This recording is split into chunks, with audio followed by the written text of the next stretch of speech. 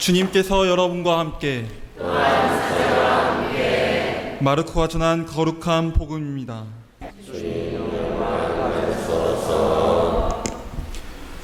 그때 사도들이 예수님께 모여와 자기들이 한 일과 가르친 것을 다 보고하였다.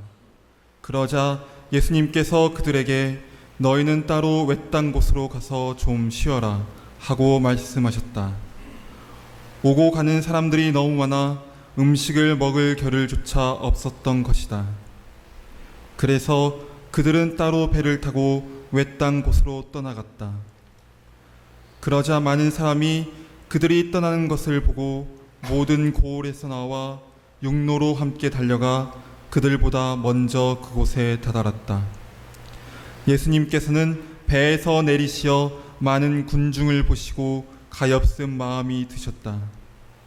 그들이 목자 없는 양들 같았기 때문이다. 그래서 그들에게 많은 것을 가르쳐 주기 시작하셨다. 주님의 말씀입니다. 그리스도님 찬미합니다. 앉으십시오. 참 예수님. 지난 주일에 미사 못 오신 분들도 많이 계시겠지만 지난 주일 복음은 소위 파견사라고 하는 부분입니다. 예수님께서 제자들을 둘씩 짝지어서 파견하시면서 하느님 나라가 가까웠다고 선포해라. 그리고 마귀를 쫓아내고 병자를 고쳐주어라. 그러면서 제자들에게 지침을 주시는 거예요. 어떤 지침이냐? 이것도 갖고 가지 말라, 저것도 갖고 가지 말라. 기억나십니까? 예, 심지어는 지팡이도 갖고 가지 말아라. 그리고 또 지팡이는 물론 이제 길 걷는데 도움되는 거지만 유사시에 뭐가 됩니까? 방어할 수 있는 무기가 되잖아요. 예, 그런 방어할 생각조차 하지 말아라. 이거. 전대도 가지고 돈주머니도 가지고 다니지 말고 내복도 한 벌 이상 갖고 가지 말고 맨날 뽀랑 입으려 하는 거예요. 아, 이게 도대체 뭐냐? 하느님의 일을 하는 사람들은 하느님의 일을 하는 사람답게 일을 해야 된다. 그 자세는 뭐냐? 우리 힘으로 하는 것이 아니라 하느님의 힘으로 한다는 것을 잊어서는 안 된다. 그래서 어떤 일이 성사가 되었다 하더라도 그것은 내가 했기 때문에 그런 결과가 나온 것이 아니라 영광을 하느님께 돌릴 수 있어야 되고, 잘못된다 하더라도 좌절할 필요가 없다는 거죠. 하느님께서 때가 되어서 이렇게 주실 일이니까 걱정하지 말아라 이거예요. 그래서 정말로 하느님의 사자들은 겸손하죠. 거만하지도 않죠. 그 대신 또 좌절하지도 않습니다. 자, 이제 사도들이 갔다 왔습니다. 갔다 와서 예수님한테 보고를 하는 겁니다. 오늘 복음의 장면은 예수님께서 어느 마을에 가신, 우리는 어느 마을에 가신 뒤에, 그러니까 처음에는 사람들이 영해신 뒤에 우리한테 영해신 뒤에 아이고 이러고 저러고 했는데, 그 사람들이 복음을 이렇게 받아들였습니다. 마귀 들린 사람을 만났는데 우리가 이렇게 해가지고 마귀를 쫓아내니까 온 동네 사람들이 다 복음을 받아들였습니다. 또 어떤 마을에서는 우리를 받아들이지 않아가지고 우리가 주님께서 말씀하신 대로 우리 저 발에 먼지를 털어버리고 나왔습니다. 이런저런 기뻤던 일, 슬펐던 일, 이런 일들을 막 예수님한테 이제 보고를 한 겁니다. 그 보고를 들으시는 예수님께서 얼마나 흐뭇한 미소를 짓고 계셨을까? 이제 당신의 제자로서 성장하는 그들의 모습을 볼 수가 있었겠죠. 야, 그런데 이제 그래서 예수님께서 제자들에게 자, 이제 그만 어떻게 하자고? 가서 좀 쉬자. 고생했다 이거예요. 그러니까 이제는 가서 좀 쉬자. 한적한 곳으로 따라가서 쉬자. 뒤에 말 나오는 거 보면 사람들이 오가는 사람들이 너무 많아가지고, 오가는 게 그냥 번잡한 길이라서 그런 게 아니라 예수님 찾아온 사람들이 너무 많아가지고, 그래서 그들은 밥 먹을 겨를조차 없었다 그랬습니다. 그러니까 제자들이 그러니까 너무 바쁘니까 힘들다. 그래서 이제 휴가를 좀 보내려고 따로 한적한 곳으로 가자 하고 배를 타고 한적한 곳으로 가는데, 이게 또 문제가 된 겁니다. 예수님께서 다 이제 내려보시니까 한적한 곳이라고 해서 배를 내렸는데 어떤 일이 일어났죠? 예수님께서 저기 배탕 저리 감구나 하니까 온 마을에서 달려와가지고 마라톤 해가지고 먼저 가서 기다리고 있었다는 겁니다. 먼저 가서 기다렸다는 것은 좀 과장된 얘기가 아닌가라는 생각도 하게 됩니다. 왜냐하면 배는 직선으로 가잖아요. 그래서 마을길 꼴랑한 길 아무리 마라톤 잘하는 데 너더라도 그게 배보다 빠를 수 있을까? 물론 같이 출발한 것이 아니고 마을에서 보고 저 배 저리로 감고 나서 가까운 데 사람들은 먼저 가서 기다릴 수 있겠죠. 하지만 표현이 그렇다는 것은 뭘 얘기하는 거야? 그만큼 그 사람들이 예수님을 만나 뵙기를 갈구했다라는 얘기입니다. 목마른 사람이 물 저기 있다 하니까 그렇게 온 힘을 다해서 뛰는 것처럼 예수님을 향해서 나가는 겁니다. 그래서 예수님께서 한적한 곳이라고 해서 내렸는데 내려보니까 그 수많은 군중이 모여 있는 거예요. 그 수많은 군중이 얼마나 됐다고 아십니까? 다음 주일 복음에 나옵니다. 빵을 많게 하신 기적이 바로 이렇게 해서 이루어지는 겁니다. 그렇게 사람들이 많이 모여 있었어. 장정들만 해도 5,000명 이상이나 되는 많은 사람들 하니까 어린이 여자까지 합치면 보통 여자들이 더 많다고 생각하면 얼마나 되겠어요? 15,000명, 2만 명 이상이 모여 있는 겁니다. 그렇게 군주들이 모였는데 뭐 때문에 그렇게 온 겁니까? 진리의 말씀을 목말라 해서 정말 예수님께서 그들을 보시니까 너무나 측은한 마음이 드는 겁니다. 왜? 그들이 뭐처럼 보였다고요? 목자 없는 양들처럼 보였다. 목자 없는 양. 목자 없는 양. 어떻게 될까요? 내일 살아있을지 보장이 없습니다. 목자가 없으니까 언제 이리가 와가지고 잡아먹어버릴지 모릅니다. 어디로 가서 어디에서 오늘 밤을 지새우게 될지, 어디 가서 내일은 물을 먹고 어디서 파란 풀밭을 만나게 될지 전혀 모르는 이 가련한 양들, 굶주리고 불안하고 헤매는 양들, 이런 양들 같은 처지에 놓인 우리들에게 자비를 베푸시는 예수님이죠. 그래서 이제 휴가 포기하시고 그들에게 진리의 말씀을 나눠줄 수 있는데 해가 지게 됩니다. 니웃니웃 해가 질 무렵에 제자들이 나서서 예수님 이 사람들을 좀 보내주십시오. 이제는 좀 파해서 각자 마을로 돌아가게 해주십시오. 그래야 집에 간 밥도 먹고 이 밤도 쉴 거 아닙니까? 예수님께서 뭐라고 하십니까? 경험은 시간 영가 버릇이냐? 빨리 이제 보내야 될게요. 안 그렇습니다. 너희가 먹을 것을 주어라. 너희가 먹을 것을 주어라.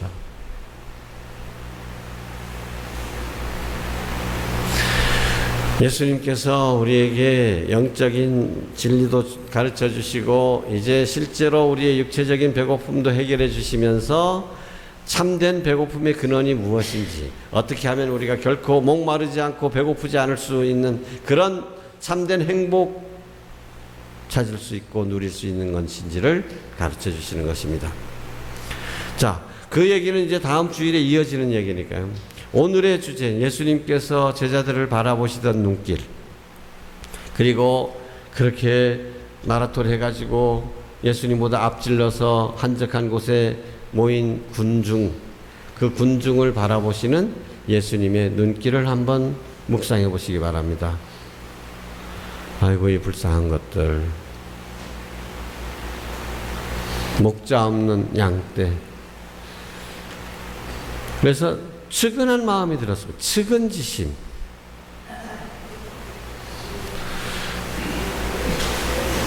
예수님께서 왜 이 세상에 오셨는가?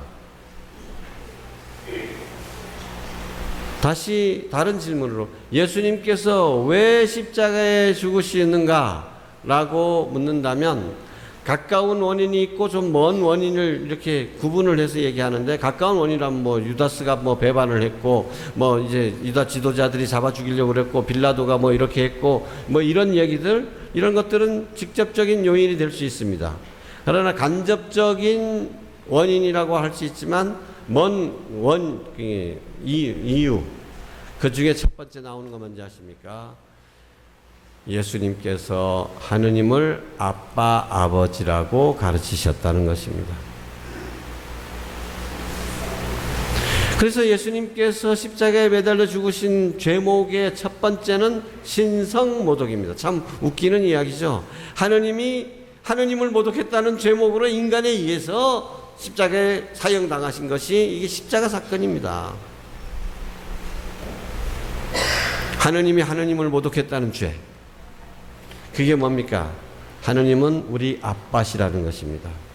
예수님께서는 이 가르침을 해주셨기 때문에 죽음에까지 이르게 된 것입니다. 결국 예수님께서 왜 오셨느냐? 라고 한다면 이 질문에는 이렇게 대답할 수 있습니다. 예수님께서는 하느님이 우리 아빠, 아버지시라는 것을 가르쳐 주기 위해서 오셨다. 예수님께서 십자가에 못 박혀 죽으시는 이유, 저기서 무엇을 가르치고 있습니까? 하느님은 이렇게 좋은 분이시다. 하느님은 우리를 이렇게 사랑하는 분이시다. 하느님은 이렇게 자비로운 우리 아버지시다라고 가르쳐 주시는 것입니다. 당시 유대인들은 하느님에 대해서 하느님을 참 너무도 공경한 나머지 가까이 갈 수 없는 존재라고 생각을 했고, 하느님을 자비로운 하느님 아버지로 모시는 대신에 정의의 하느님이라고 가르쳤습니다. 잘못하면 벌을 내리시는 분, 물론 잘하면 상을 주시죠. 정의의 하느님. 그러니까 정의의 하느님이니까 우리가 맨날 잘못하잖아요. 잘못한 걸 기어갚기 위해서 매번 노력을 해야 돼. 맨날 황소 잡아 바치고 양 잡아 바치고 이런 기도 바치고 이런 봉헌을 해야 되고 단식을 해야 되고. 그런데 우리가 짓는 죄가 하도 많아가지고 하느님의 정의의 하느님의 눈길을, 그분의 처벌을 피할 방법이 있습니까? 맨날 죄의식에 사로잡혀서 살아가는 것이 유다인들의 당시의 모습이었습니다. 예수님께서는 그렇지 않다. 하느님은 정의의 하느님이 아니라 정의의 하느님을 넘어서는 자비로운 하느님이시다. 아빠와 같은 분이시다. 라고 가르치신 것입니다. 그 때문에 죽음에까지 이르게 된 것입니다. 그런데도 안타깝게도 오늘날 예수님께서 십자가에 못 박히시고 부활하신 후 2000년이 지났음에도 불구하고 여전히 유다인들의 하느님을 믿는 사람들이 많습니다. 하느님 생각하면 하느님은 정의의 하느님이에요.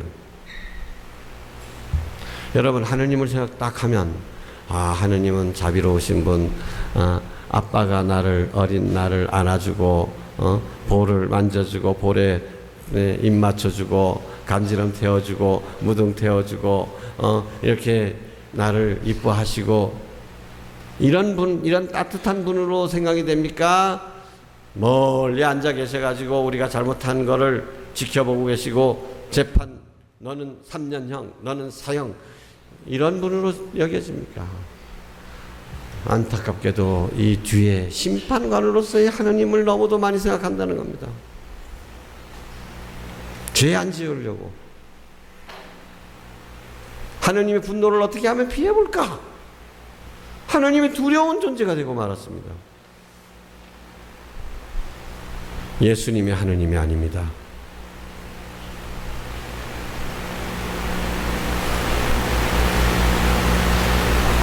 근데 구약에도 이미 예수님 당시에 유대인들이 그것을 전혀 받아들이지 못하긴 했지만 이미 그런 가르침이 많이 들어있습니다. 여러분 다 아시다시피 어머니의 지극한 사랑에 비유해서도 말씀을 하셨습니다. 이사야 예언서에 여인이 제 젖먹이를 어찌 잊으랴.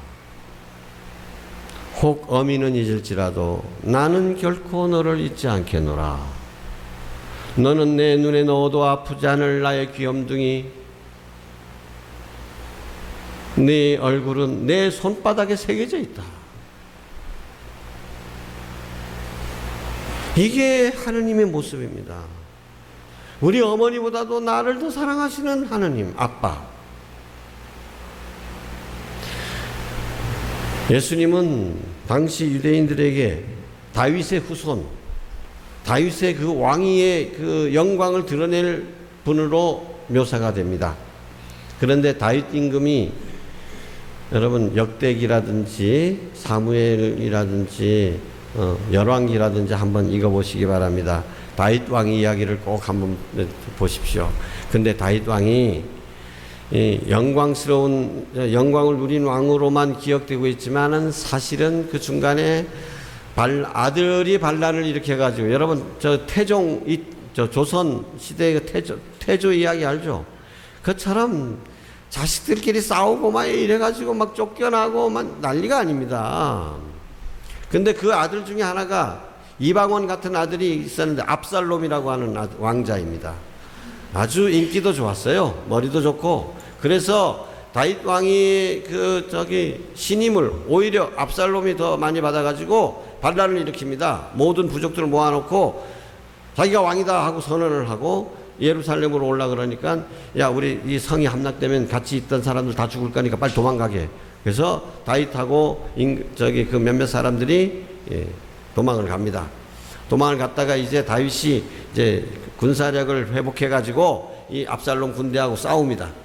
싸우는데 마침 이제 이 압살롬이 이 전투를 하다가 이 상수리 나무에 이 머리가 걸려버린 거예요. 그때는 말도 못하고 그 나귀를 타고 싸웠던 모양입니다. 근데 나귀는 쏙 빠져나가 버리고 머리에 대롱대롱 매달려 있는 거야, 나무에.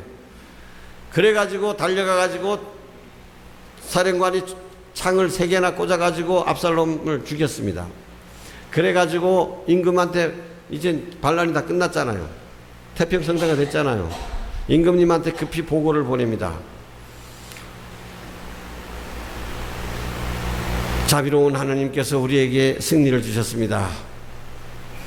다윗은 그래 우리가 이겼냐? 우리가 승리했어? 이게 아닙니다. 우리 불쌍한 아들 압살롬은 어떤 뜻이냐? 자기를 대항해가지고 구테타를 일으켜가지고 그렇게 못살게 군 자기 임금 자리를 빼앗으려고 하고 자기를 죽이려고 하던 아들 압살롬. 싸움이 붙었을 때 자기가 이기느냐 지느냐가 문제가 아닙니다. 자기가 왕노를 계속 할 수 있느냐 없느냐가 문제가 아닙니다. 나라가 멸망하느냐 안 하느냐 이것도 문제가 아닙니다. 뭐가 문제였어요? 다윗에게는 오로지 아들 압살롬. 압살롬은 어떻게 됐냐? 그놈은 살았느냐? 그렇게 해서 압살롬이 죽었습니다라고 하니까 시금을 전폐하고, 그러니까 그때 승전한 그 사령관하고 장군들과 군사들, 이거 백성들이 막 북치고 난리 잔치를 베풀어줘야 될 거 아닙니까? 성경에는 그렇게 얘기합니다. 압살롬이 죽었다고 임금님이 슬퍼하신다는 얘기를 듣고 장군과 군사들은 풀이 죽어가지고 죄인처럼 몰래 조용히 성 안으로 들어왔다. 이 다윗의 모습이 바로 하느님의 모습인 것입니다. 우리가 아무리 하느님께 저항하고 하느님께 죄를 짓는다 하더라도 하느님께서는 저놈의 새끼 지옥에 확 보내버리자, 이게 아닙니다.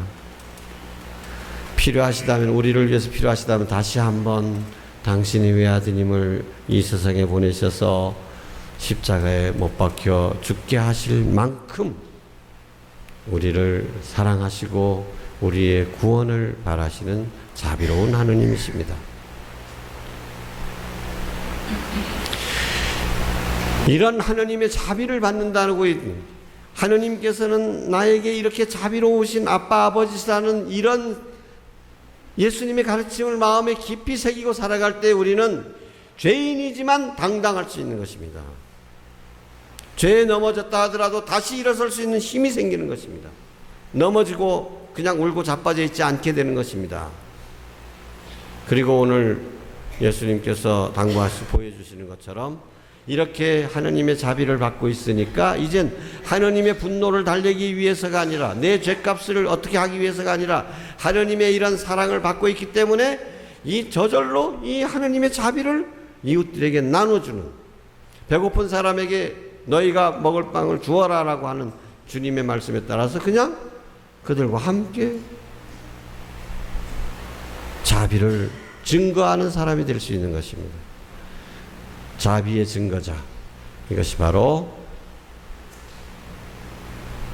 예수님을 믿고 따르는 사람들의 삶의 자세입니다. 아멘.